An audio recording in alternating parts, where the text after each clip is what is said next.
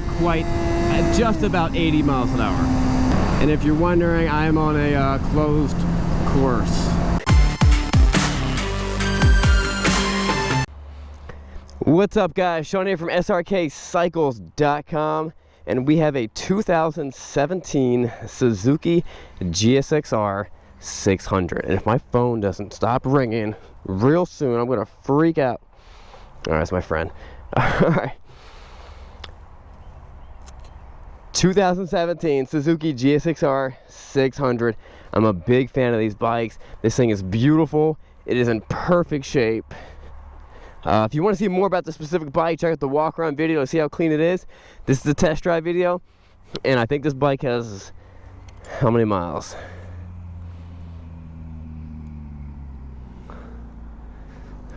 How do I find out?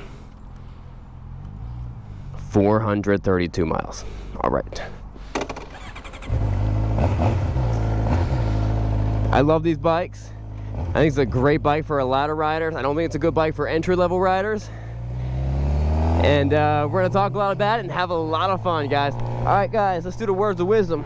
Why did I put that so far back? Acts 16:31.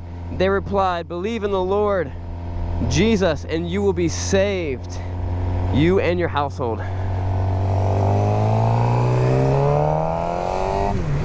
Alright, so this bike does have two different modes, and you change them up here where the old used to be the pass button. You guys remember that? It used to be a little pass button. There was a little yellow button up here that just said pass, and all you do is you press the button and it flashes your high beams. Two modes. Of course, we're going to run this thing in A mode.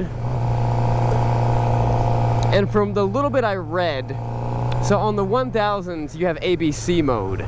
And that came out in, I think, 2008. And that was more for, like, same thing with the Hayabusas. And that was more for, like, I'm gonna go this way. That was more for, like, A is race, A is all the power, real twitchy.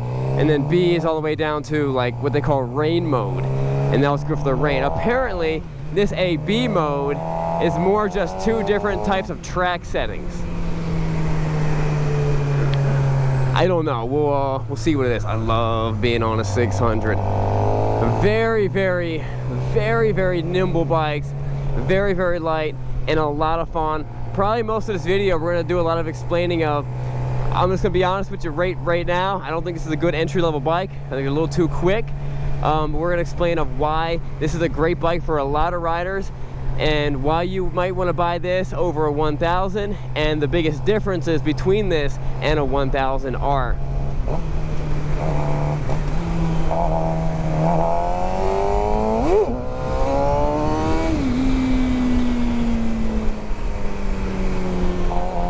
A stock gearing bike, guys. If you're looking for if you want to know what the best possible modification to do on a bike like this is, I'll tell you right now, it's real simple. The best modification to do on a bike like this is one, gears and sprockets. If you have to change your chain because of what you do, do it. I mean, chain's fine. It's not a, I think these normally come stock with 525s. A lot of people like to go smaller, 520, which is a little bit thinner chain. I don't think anyone's winning any races because of the thinner chain. The leader bikes normally come with like 530s, and this is like the thickness of the actual chain. So the sprockets, change your gearing, get a little more low-end power. It doesn't change your top end very much, and who we kidding? If you ever look at a chart, it changes your top end very little. You know, you might get like tons of noticeable power and torque.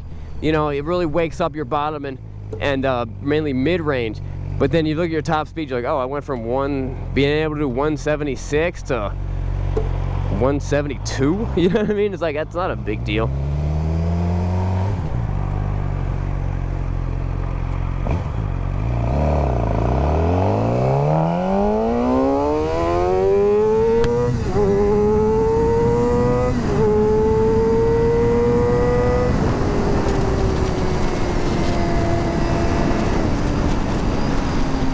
What's nice about these bikes is I mean, they are fast. I've been riding for a long time. In a straight line, they're not very impressive to me anymore. On the highway, they're not very impressive to me anymore. But for a new rider, it'd be insane. But what's great about them is, this is the bike that you take to the track. This is the bike that you're riding, and things start getting a little more impressive when you're touching your knee on the ground.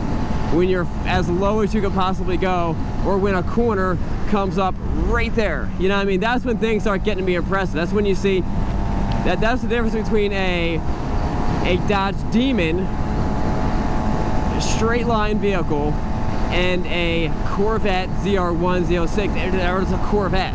You know what I mean? The Corvette is actually a all-around supercar. The Dodge Demon, trust me, the Dodge Demon is an awesome car, but it is a straight line vehicle. And it kills it, no doubt.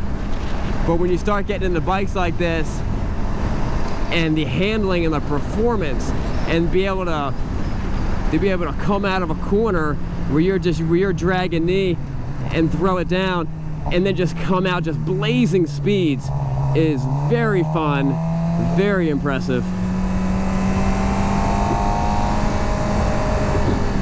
So it's not just about, and this is where you really see like a new rider compared to someone, or not a new rider, but the different types of riding. You have some guys who, you know, they can jump on this bike or a Hayabusa and think like, yeah, I could see how I could want to turbocharge this Hayabusa. And when they're talking about that, that's highway runs. That's them on the highway, giving it all it's got, and being like, yeah, it could go faster. And right, I get that. It could go faster. But when you're actually riding the bike the way it's been intended, you know what I mean, and cornering and braking and everything, you know what I mean, you kind of want the full spectrum. And these are great bikes for that. They're nimble, they can ride wheelies, they can do, you know, you can do stoppies, the brakes are good, they're light. I think this thing's weighing in at just over 400 pounds. My track bike, which is, you know, shed everything I could shed, which is a 2007, 10 years older than this. Maybe we should race them. That'd be a great video. Let's race a track bike versus this. Great idea. Has 10 years really made a difference? So, and my track bike weighs in at just a hair under 400 pounds. So these things have gotten lighter. I think something that they are getting better. They're definitely getting better. They're getting a little more nimble, a little more but they're minor tweaks. They're not doing these huge, ginormous, you know what I mean, changes. If they wanted to make, you know, 180 horsepower out of a 600, they absolutely could.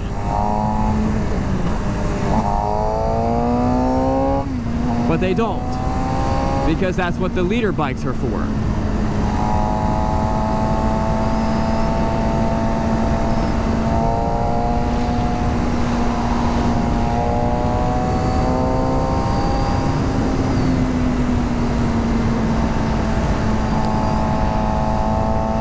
Now, I know people say a lot of things about you can't ride these bikes for that long. I've actually spent a considerable amount of time on a sport bike in terms of a long trip, and I rather enjoyed it.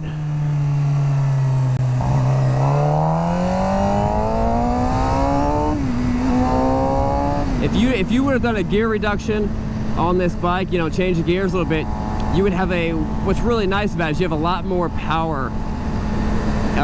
So like let's say that turn back there, I was in second gear. You don't want to go down to first gear, you know, for a turn. But although what they did do, which is really nice about these bikes, is they did stretch first gear to be a little bit taller, to give you a little more, which actually makes me wonder, how fast can you go in first gear? That's a good question. Let's find out.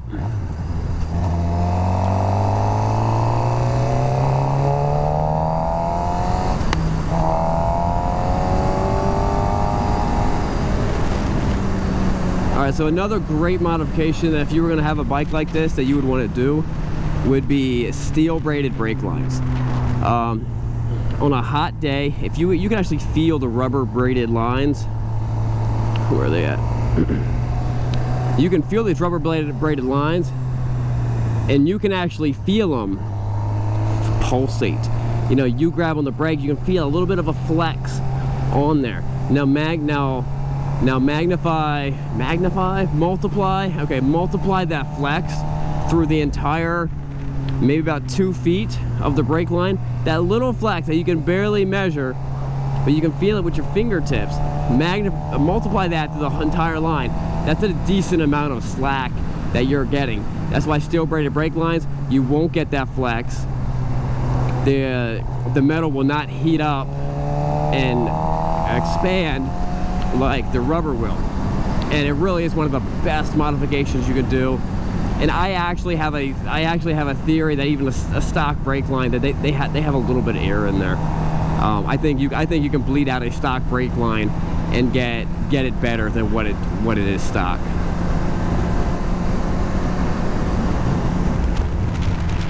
It's a beautiful bike. They made the 2017 in 3 different colors.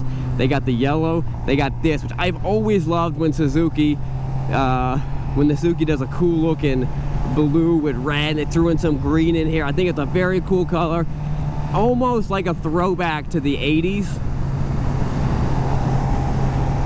I think it looks great. Although sometimes when companies do throwbacks to the 80s, I'm like, that's or 80s or 90s, maybe more 90s. It's like, that's a bad era, you know what I mean? Why are you throwing back to that era? I actually really like this.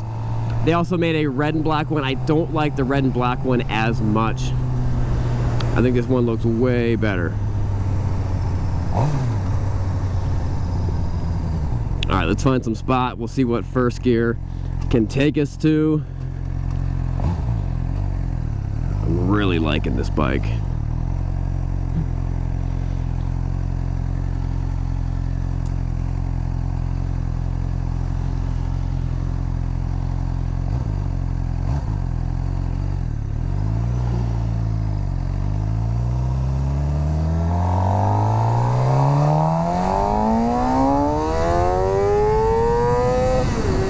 Not quite, at just about 80 miles an hour.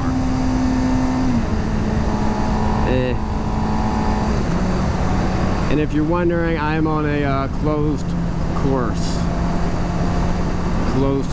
road.